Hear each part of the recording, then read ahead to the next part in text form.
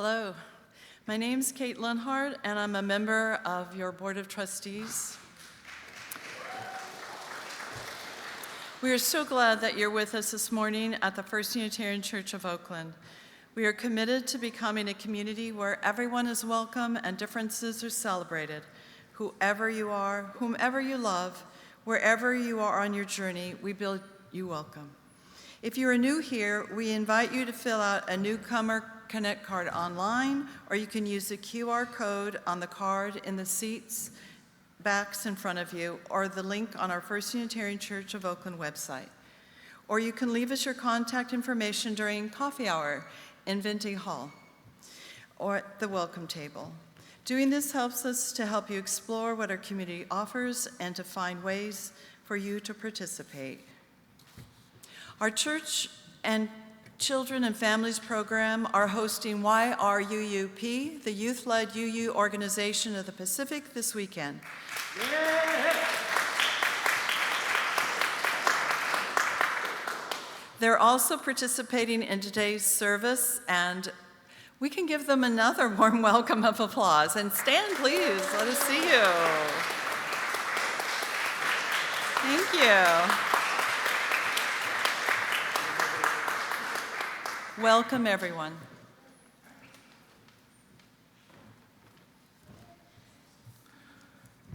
And now for our land acknowledgement. We remember this morning that the land on which we live, work, and worship is the ancient sacred grounds and the unceded land of the Lisjan Huichin, part of the Chochenyo-speaking Muecma Ohlone indigenous people of the Bay Area. We name out loud the theft, displacement, colonization, and genocide that our lives as Oaklanders benefit from every day. We know that the land remembers. We know that the oak trees and the waterways remember. We know that the descendants of the Ohlone people remember. And we too, worshipers of the First Unitarian Church of Oakland, we also remember. We rise in solidarity with Palestine and all indigenous people around the world fighting for their rights for sovereignty and self-determination. And we support the Shumi land tax, which directly supports Segorite's work of repatriation, returning indigenous land to indigenous people, building urban gardens, and creating a future for generations of indigenous people to thrive here in their home of the Bay Area. Shumi means gift in the Ohlone language Chochenyo. May our remembrance be a gift for the sacred ground that we rest, live, and worship upon. Amen.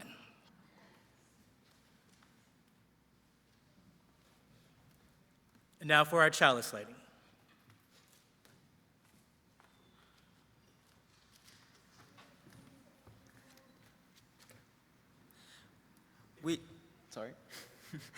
We light this chalice, symbol of Unitarian Universalism.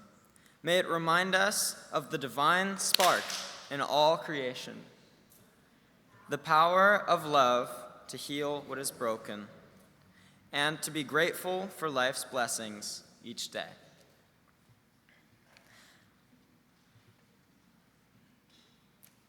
Today, we light our Peace and Black Lives Matter candles at the same time. Reverend Dr. Martin Luther King said, "True peace is not merely the absence of tension. It is the presence of justice. The greatest stumbling block in the stride toward freedom is not the white citizens counselor or the Ku Klux Klanner, but the white moderate, who is more devoted to order than to justice, who prefers a negative peace, which is the absence of tension, to a positive peace, which is the presence of justice." Together we say, peace is possible. Together we say, Black Lives Matter.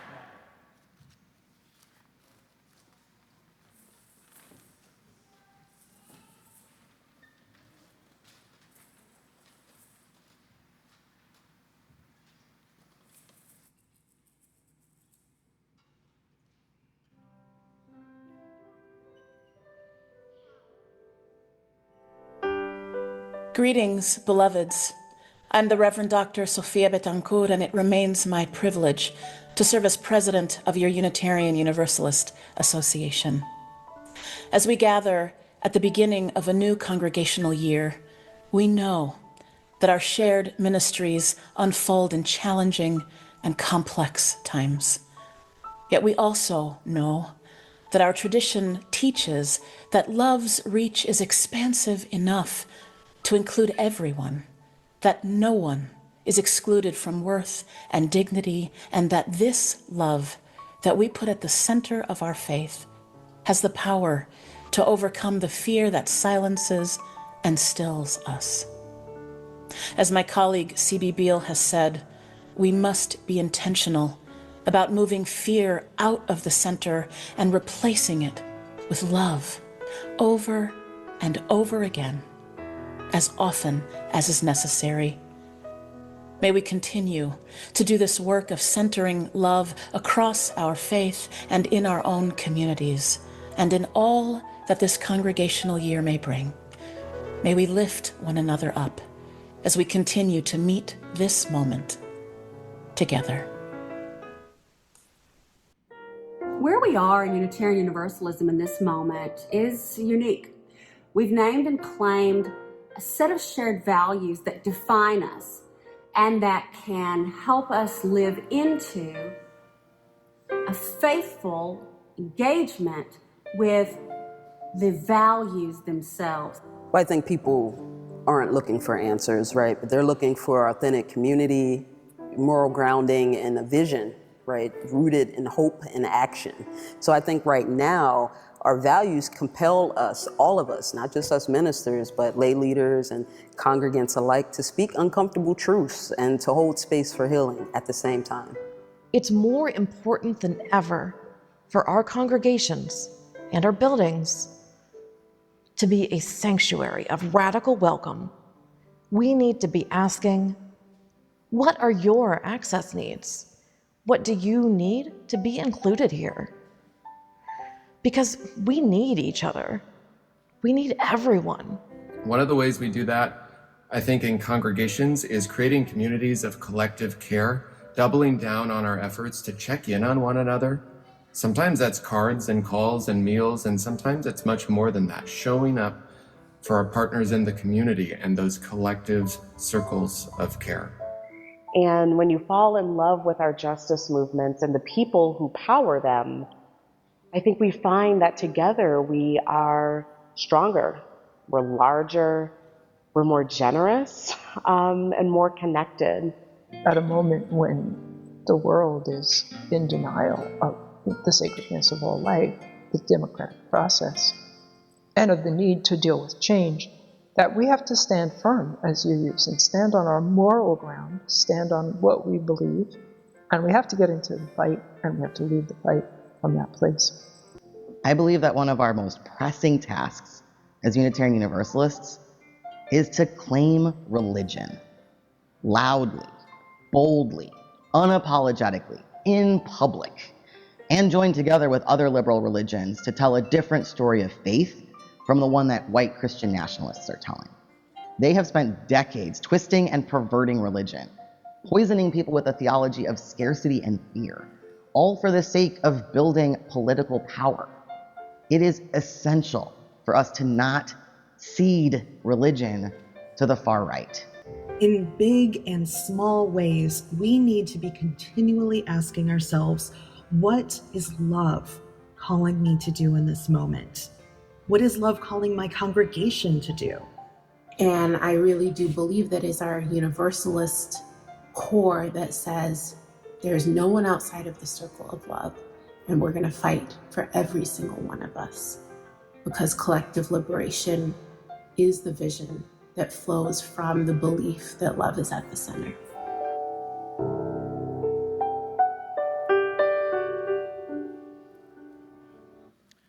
And in one voice, we say, "Come, let us worship together." And now, if you'll join us in our gathering song number 21, "For the Beauty of the Earth."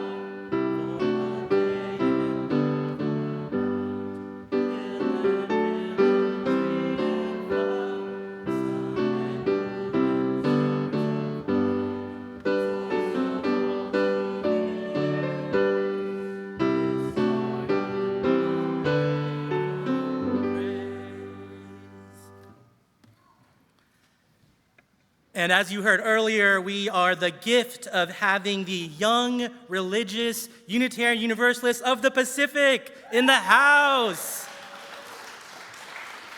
These amazing youth meet 4 to 5 times throughout the year, organizing their own retreats, organizing their own conferences, and it's an honor to host you here at the First Unitarian Church of Oakland. And we are fortunate to have Miles O'Riva, who is going to give us a reflection about how their weekend of being and living and breathing here have been.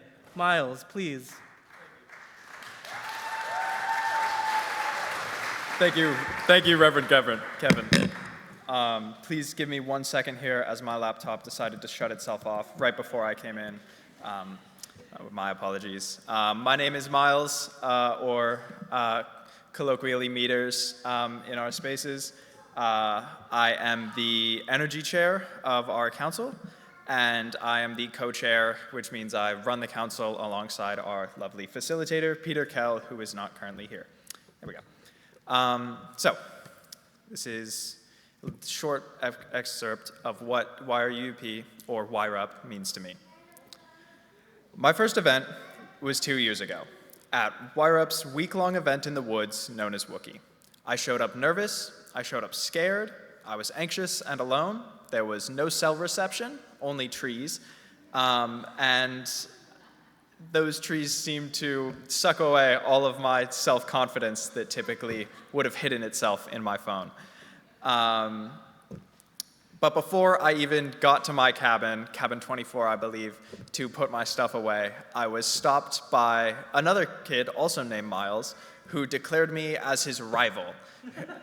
He said that we, over the course of the week, had to fight for our right for the name. And I unfortunately lost, and that is why I am Meters here. But he was very kind. He took me around. He introduced me to all of his wonderful friends, who in turn introduced me to their friends, who introduced me to their friends. And by the end of the day, I was closer to these people I had just met than anyone who I grew up with going to my school. And that is, in essence, what YRUP is about. It's a place for those who have grown up with that little voice in the back of their head that tells them that there's a part of them that doesn't belong, that some of them needs to change, or is wrong in some alienable way, which is wrong. And YRUP tells them that that voice is wrong. It's a place for people to discover who they are without the judgment of society, because everyone around them at these conferences is doing the same thing, because everyone is on the same path of humanity, and YRUP makes that known. To me, YRUP is safety. YRUP is watching someone perform a silly, cringy talent show act and still cheering your heart out for them because they're being themselves, and that's more important than whether or not it was a particularly on-key singing performance. It's somewhere you can bring a friend that you know's been struggling for a while and know that they'll have a place that they can be loved and supported for at least a weekend. It's a place where the leadership can grow and change with the community, warping and shifting to make YRUP the place that we all know it can be. And that place is a wonderful place, full of community and love and wonder and friendship and camaraderie that only a shared vision of harmony can bring, brought together in the knot of Unitarian Universalism that ties our community to a worldwide movement of connection and togetherness. I have been in this community for only 2 years, 2 very long years, but that's only been a tenth of my life, and it's a fraction of a fully realized adult. But I have been changed by these people and by this community to an extent that I will probably never fully realize. Changes made in my brain that I can't possibly fathom. And I know that each and every one of my community can say the same. YRUP is safety, it is security, it is connection, it is love, it is growth, it is empowerment, and most of all, it is special, it is unique. There is nothing like this that I have experienced, and I will always be grateful to my community for providing that for me. Thank you to my friends and my mentors, for the youth and the adults of the space that allowed me to become who I am. And thank you to all of you who have listened to my ramblings of community for long enough. Thank you.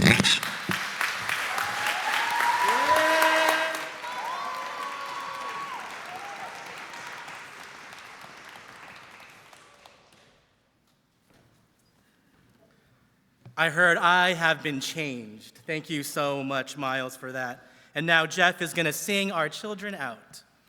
And I have a couple of people from YRUUP.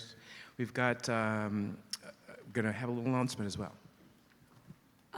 My name is Ananda, and I am the co-conference coordinator of YRUUP. And I just want to give a quick little talk about what it is and what we do. Meters just gave a really lovely speech and homily about like what YRUUP means to him. And I just want to go into more of the details. We are an entirely youth-run organization. We put on all of our own events. Youth entirely run our council, manage our money, plan our sites, plan our meals, cook our meals, and do the leadership for our events. We have lovely adult advisors who advise us and give us their lovely wisdom, and we appreciate them so much. And that is what we do, and we provide a safe space for youth who don't otherwise have that space. High school is hard. Transitioning from a high schooler to a college student to an adult is hard, and we provide that space. Our age range is 14 to 20, and our next event will be November 14th through 16th. And you can find us at November 14th through 16th. And you can find us at yruup.org or at yruupacific as our Instagram handle. Please feel free to come up to any of us after the service to get more contact information, phone numbers, emails, and we will be happy to reach out if you know anyone between the ages of 14 to 20 who would like to come to our events. We are always looking for new people. Thank you, Ananda. And this is Avery, who grew up in this congregation.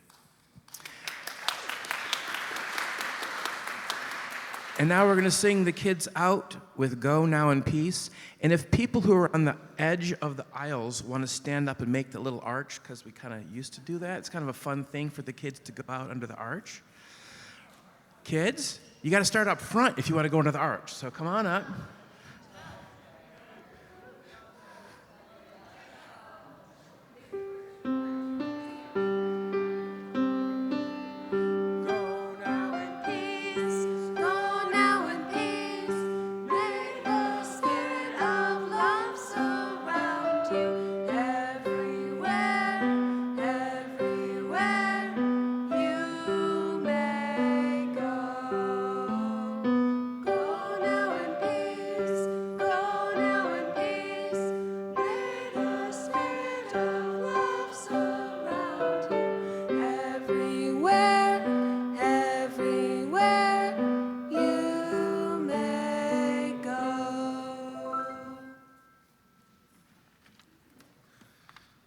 Now is the time in our service where we greet one another. So please take a few moments to turn to a neighbor and return when you hear the sound of this bell.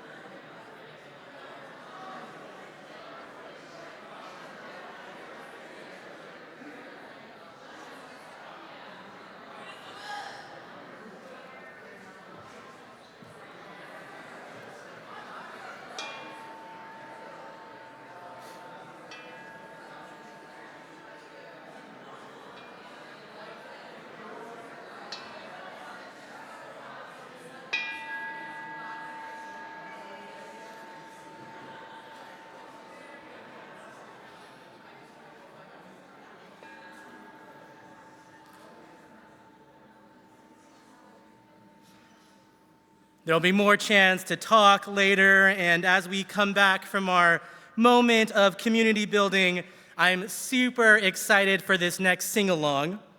The song is All You Fascists Bound to Lose, written in 1941 by Woody Guthrie, and this version is from the Resistance Revival Chorus, and please sing along if you feel called. You can rise in body or spirit if you are also willing and able.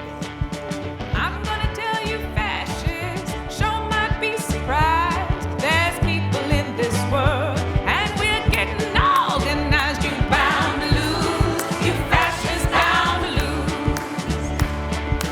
All you fascists bound to lose. All you fascists bound to lose.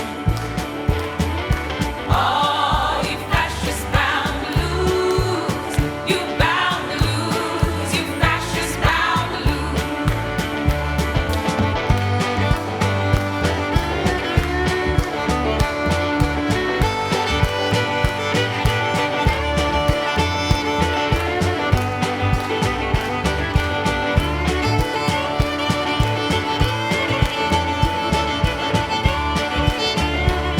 There's people from every nation marching side by side. They're marching crossing fields where a million fascists died. You're bound to lose, you fascists bound to lose. All you fascists bound to lose. All you fascists bound to lose. Oh, all you fascists bound to lose. You bound to lose, you fascists bound to lose. All you fascists bound to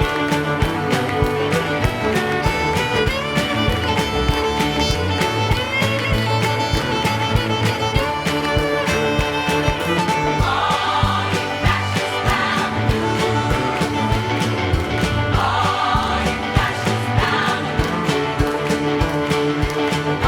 All you fascists bound to lose.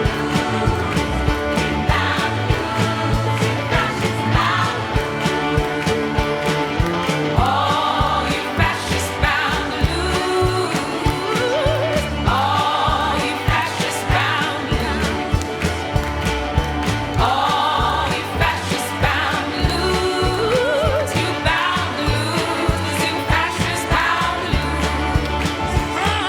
All you fascists bound to lose.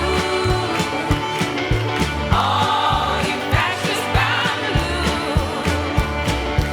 All you fascists bound to lose, you bound to lose, you fascists bound to lose. All you fascists bound to lose. All you fascists bound to lose. All you fascists bound to lose, you fascists bound to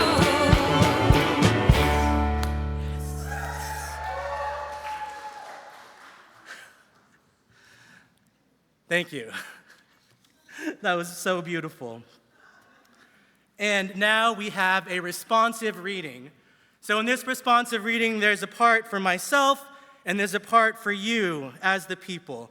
So if you'll read this responsive reading out loud with me. We gather in a faith that honors change, where growth is not linear and truth emerges through relationship.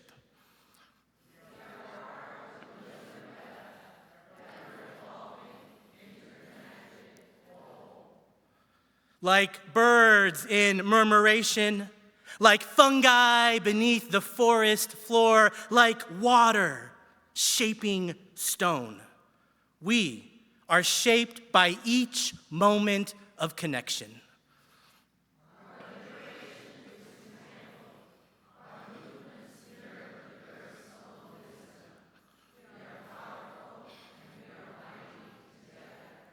We honor emergence, the way new patterns arise from trust, from listening, from deep adaptation.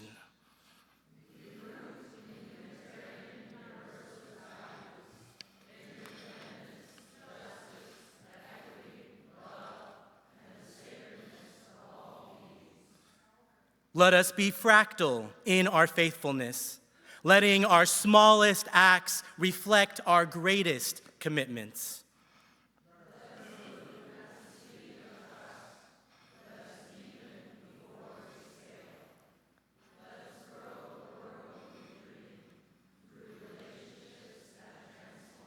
And all of us together, we are the web, we are the pattern, we are emergent. Thank you.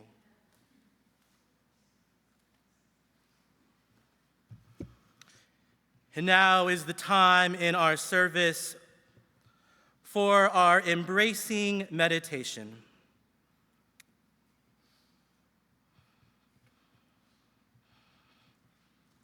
Now is the time where we let those in our circle know the loving embrace of this wider community.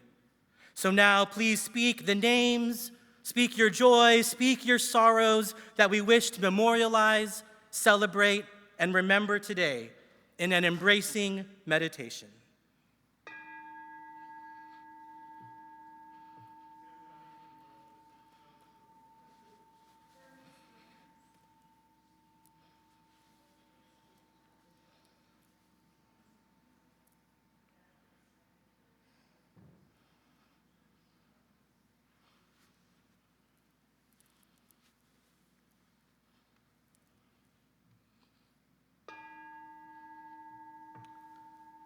For the names that have been spoken, and for all those that remain in the silent sanctuary of our hearts, we offer into the embrace of this beloved community. First, UU Church of Oakland, will you enter into a spirit of prayer with me? Spirit of life, source of transformation, presence that moves through all things. We gather in the flow of this moment, alive with possibility, tuned to the rhythms of emergence.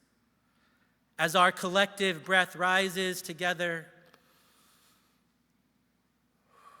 and is released together, let us begin by honoring that we are part of something vast, something ancient, something becoming.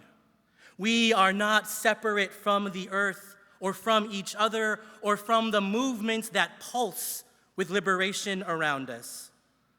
Teach us to trust in the small.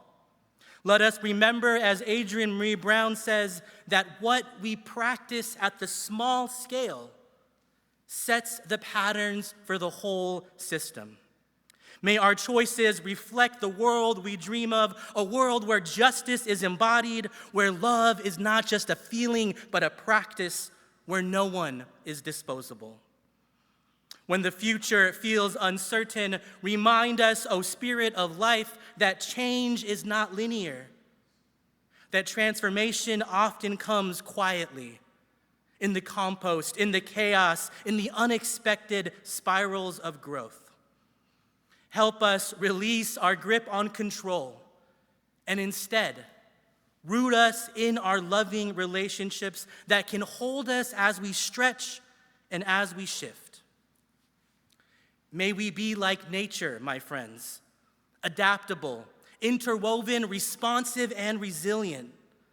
Like the network of mycelium fungi beneath the surface, may our organizing be underground and unbreakable. Spirit of emergence, may we not wait for the perfect moment to act. May we know that the revolution is not ahead of us, it's already here. In how we treat one another, in how we grieve, in how we show up, in how we love in solidarity with all of us.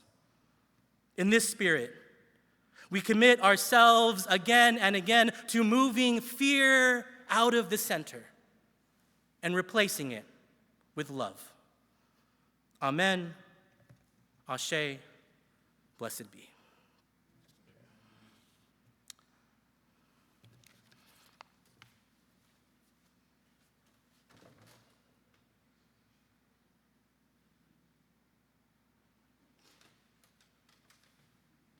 And if you'll join us in hymn number 108, My Life Flows On in Endless Song.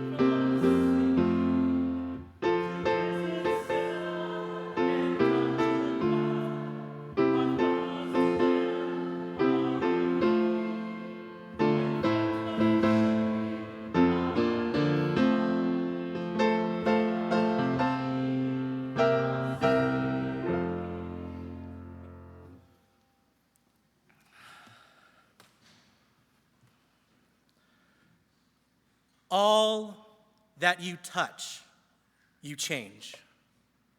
All that you change, changes you. The only lasting truth is change. God is change. The words of Black science fiction novelist Octavia Butler in her novel Parable of the Sower. We know as Unitarian Universalists that what we do with our lives matters. What we do here at the First Unitarian Church of Oakland matters. And our faith tells us that love is how we resist the rising threat of fascism in the United States of America in 2025. Love is how we remember the words of the late civil rights icon John Lewis, who said, "Democracy is not a state. Democracy is an act, and each generation must do its part." Each generation must do its part. Now, the sermon focuses on the work of Adrienne Marie Brown in this book, Emergent Strategy: Shaping Change, Shaping Worlds. It came out in 2019, and if you haven't read it yet, I highly recommend picking it up. Emergent Strategy, as Adrienne Marie Brown puts it, emphasizes the power of relationships.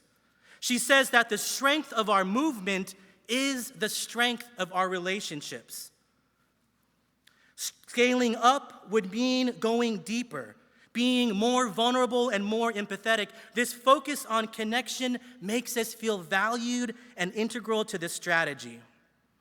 Relationships are at the core of what it means to be a Unitarian Universalist. Now, we gather this morning in resistance to a lot.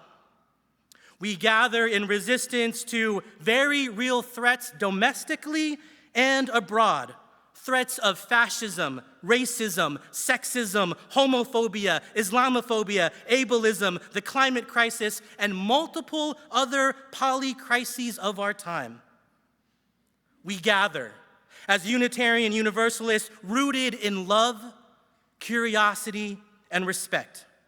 We gather week after week to heal, to sustain, to eat together, to cry together, to laugh together, to really show up for each other in true, authentic, beloved community.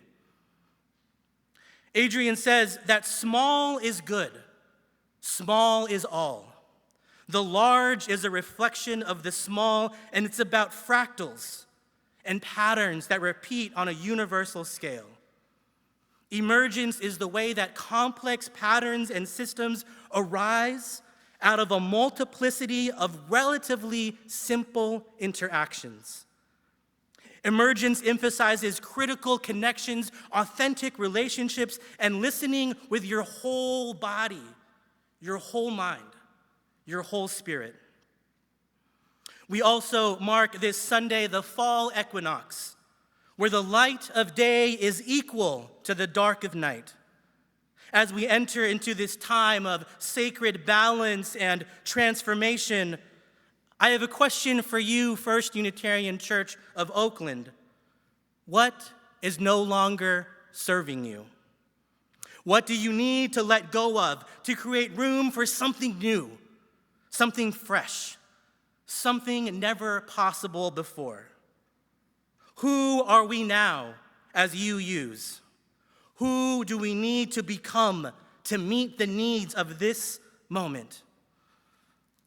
I'm so glad we watched Reverend Sophia's in-gathering video this morning, and in particular, Reverend Sophia quoted our colleague C.B. Beale when she said, "We must be intentional about moving fear out of the center and replacing it with love over and over again, as often as is necessary."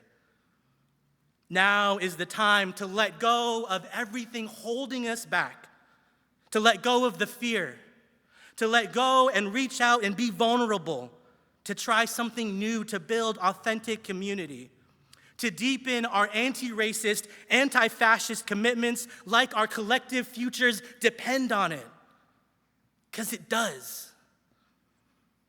Now, emergent strategy draws from biomimicry, which is the practice of looking into nature's time-tested patterns, systems, and strategies to inspire human innovations. The idea is that living organisms and ecosystems have been evolving for billions of years, so their solutions to survival can guide us in solving human challenges sustainably. Take, for example, birds. Like the geese we see around Lake Merritt, they don't make a plan to migrate. They don't raise resources to fund their way or pack for scarce times and mapping out every pit stop along the way. The geese feel a call in their bodies, and they must go. They follow it, responding to each other, each bringing their own adaptations. Now, picture in your mind that flying V of geese going through the sky. Somehow, when that lead geese is tired and just needs a break, it gently moves to the back, and there's another geese ready to go, to take it as far as the community can go. That's how we should be, my friends. Take, for example, the starling birds. Imagine a giant murmuration of hundreds or thousands of these small starling flock of birds moving gracefully in sync with one another, engaging in clear, consistent communication, exhibiting collective leadership on this deep, deep level of trust. Every individual starling bird focuses on the 7 closest birds around them. Imagine that. They focus on the 7 closest birds around them. And they manage this larger flock with cohesiveness, adapting and changing and responding to whatever may come its way. Now, dandelions, they don't know whether they're a weed or a brilliance, but each seed can create a field of dandelions when you take it and you blow it into the wind. The mighty redwood tree can live thousands of years and rise up to 350 feet into the sky. Yet its roots reach only 5 or 6 feet deep. The secret to the redwood's strength comes from spreading its roots wide, intertwining and even fusing together with other redwood trees around it, growing in ancient groves not far from home. On the 20th anniversary of Hurricane Katrina, we remember that when Katrina slammed into the Gulf Coast, almost everything lost its footing. Houses were detached from their foundations, trees and shrubberies uprooted, signposts and vehicles floated down rivers that became of the streets. But amidst the whipping winds and the surging water, it was the oak tree. This oak tree, this sacred oak tree that held its ground. How? Instead of digging its roots deep and solitary into the earth, like the redwood tree, the oak tree grows its roots wide, interlocking with all the other oak trees in the surrounding area. Adrian says you can't bring down 100 oak trees beneath the soil. How do we survive the unnatural disasters of climate change, environmental injustice, over-policing, mass imprisonment, militarization, economic inequity, corporate globalization, and displacement? Adrian says we must connect in the underground, my friends. In this way, we shall survive. Can we, as Unitarian Universalists, move with the grace and collective vision of the starling birds? What would it mean for us to be so attuned to the 7 closest beloveds around us? How could we weave our roots interlocked, collective, whole, and unstoppable? Now, some emergent strategy takeaways are these 8 points from this book. 1, change is constant. Be like water. 2, there is always enough time for the proper work. 3, there is a conversation in the room that only these people can have at this time. Find it. 4, never a failure, always a lesson. 5, trust the people. They will become trustworthy. 6, move at the speed of trust. Move at the speed of trust. 7, focus on critical connections more than critical mass. And 8, less prep, more presence. What you pay attention to grows. I have to admit that I'm seeing emergence everywhere now. Ocean waves crashing on the shore, the spiral of seashells and our fingerprints, a flock of birds in synchronized flight, a field of dandelions waiting for breath to give it life. I see emergent strategy in the cries for a free Palestine and that global Sumud flotilla sailing across the Gaza towards the Gaza Strip. I see emergent strategies in the daily chalking of rainbow crosswalks, now made illegal in the state of Florida. I see and hear queer people demanding we will not be erased. I see emergent strategy at the Oakland LGBT Pride earlier this month, where if you were there, we were putting one foot in front of the other and lead with love. One foot in front of the other and lead with love. With every beat of Scarth's drum that day, we felt emergent strategy. I see emergent strategy in the bravery of white allies willing to stand up against racist and fascist ICE raids, using every ounce of privilege to put white bodies on the line in support of BIPOC neighbors and friends. As we are being racially profiled, disappeared, and held in makeshift internment camps without any due process. As we gather this Sunday morning, there is emergent strategy coming from the Filipino masses, standing up to fascism today as the National Day of Protest, rallying against corruption in the trillion peso march sweeping the archipelago.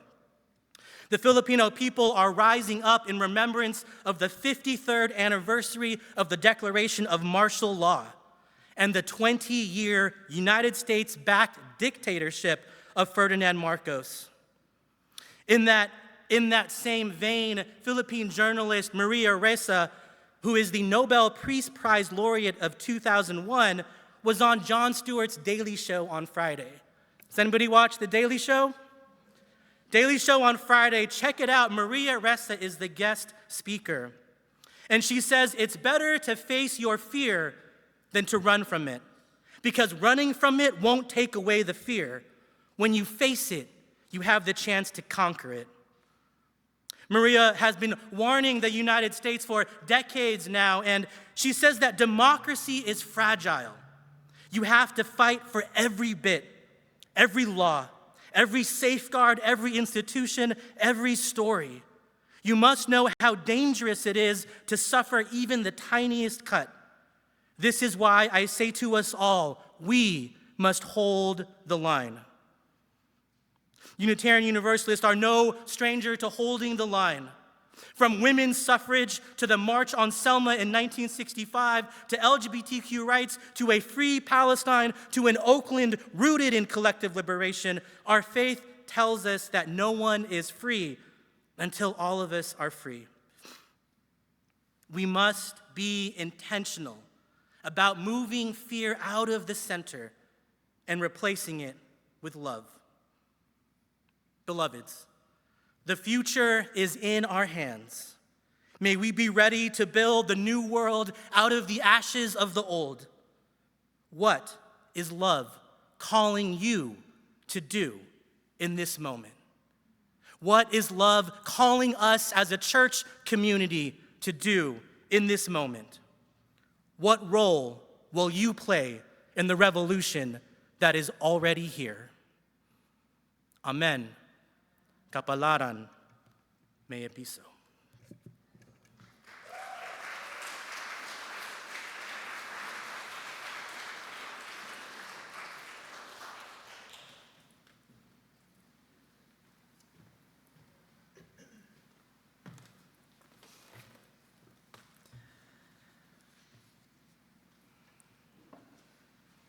One of the things I do to center myself in these difficult times is I go out into my garden.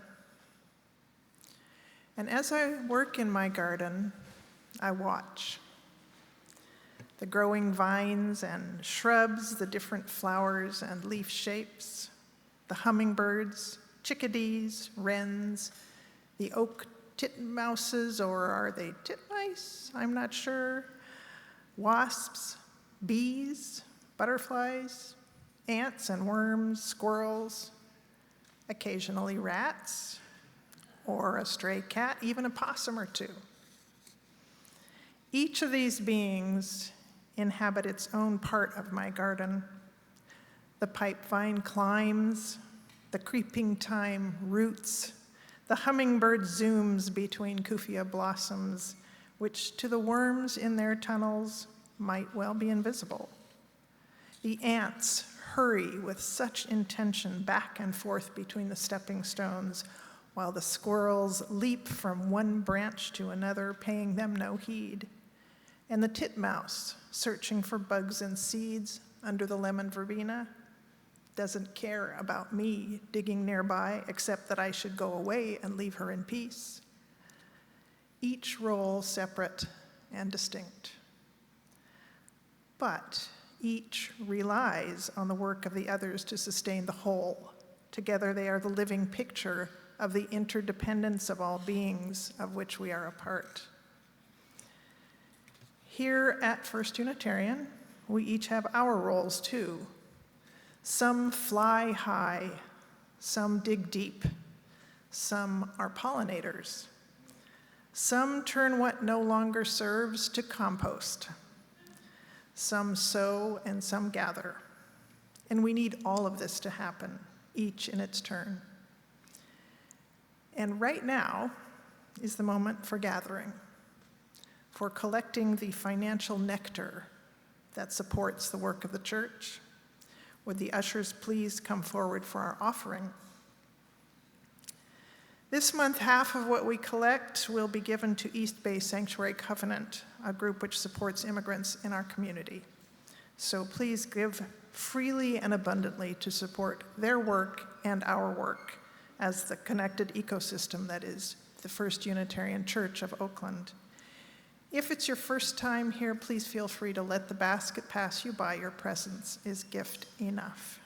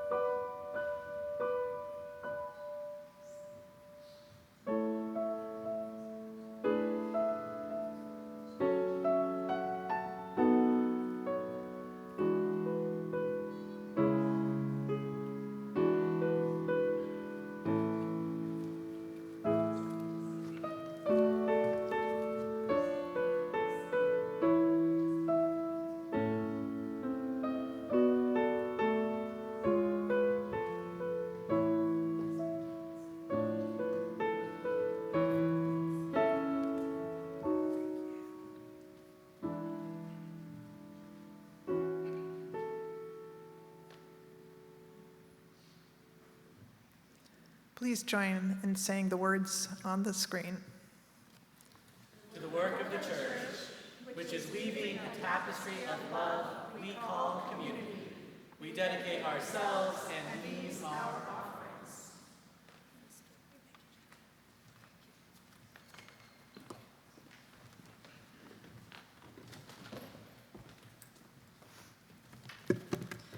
So I have a few announcements for you.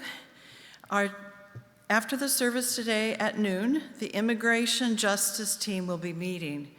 If you've been wanting to support migrant communities, this is an especially crucial time to get involved. Join them in the Star King Room. Our monthly board meeting is this Tuesday online at 6:30 p.m. These public meetings provide insight into the operations of our church community, including matters of the physical building. Please join us. For more events happening this week, please check out the announcement board and our weekly Chalice Chatter newsletter. Our last announcement today will be shared by a special guest, Mary Lim, the executive director from the Genesis Justice Network, of which we are also a member church. Mary?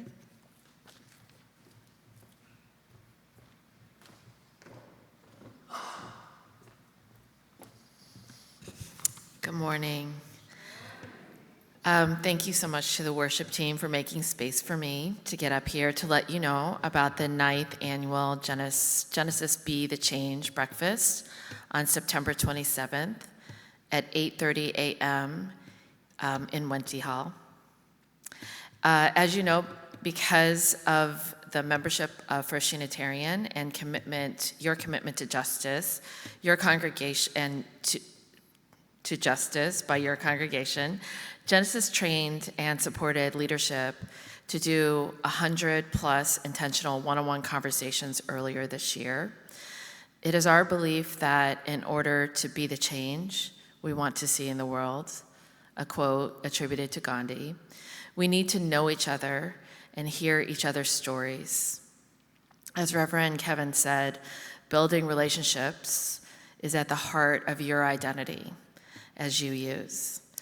One story that's come up to me over and over again is from a story called the Guernsey Potato Peel Society. Has anyone heard it or read it?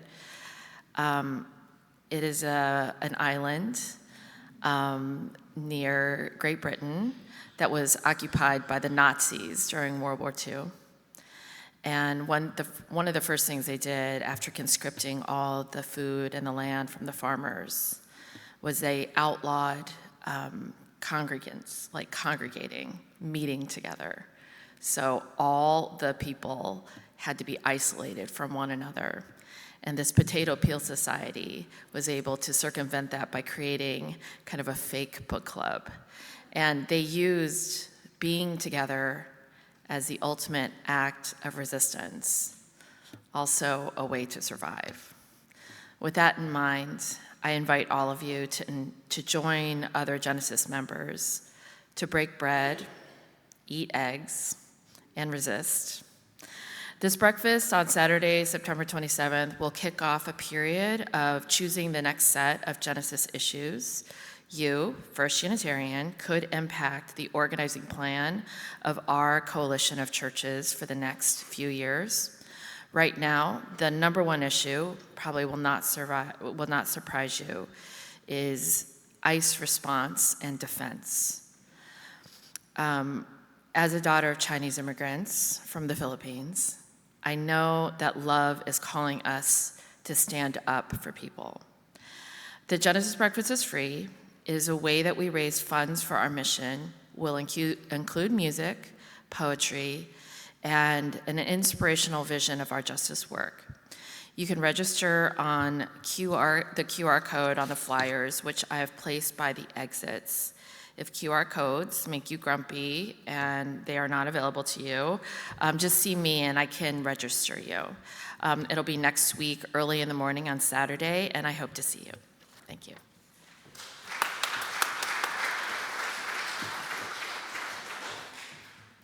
Thank you so much for those important announcements.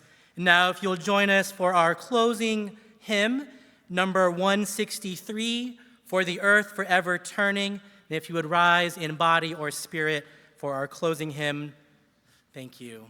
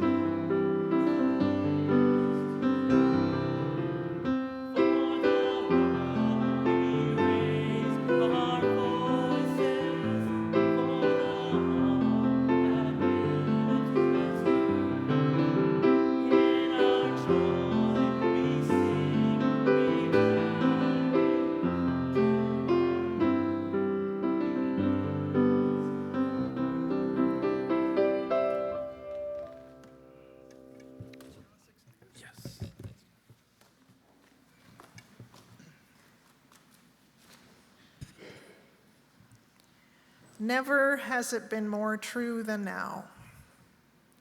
We extinguish this flame, but the sparks within us remain alight. From each of us in our supposed solitude, the signals buzz and hum, sparkling through space one to another, connecting us invisibly but palpably. We are one. And from every window, our light shines.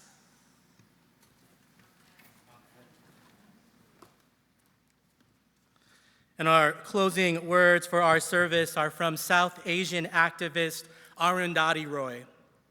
She says, our strategy should be not only to confront empire, but to lay siege to it, to deprive it of oxygen, to shame it, to mock it with our art, our music, our literature, our stubbornness, our joy, our brilliance, our sheer relentlessness, our ability to tell our own stories, stories that are different than the ones we're being brainwashed to believe.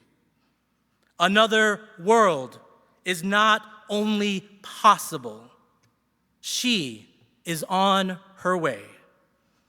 On a quiet day, I can hear her breathing. Go into the world with love and peace. Amen.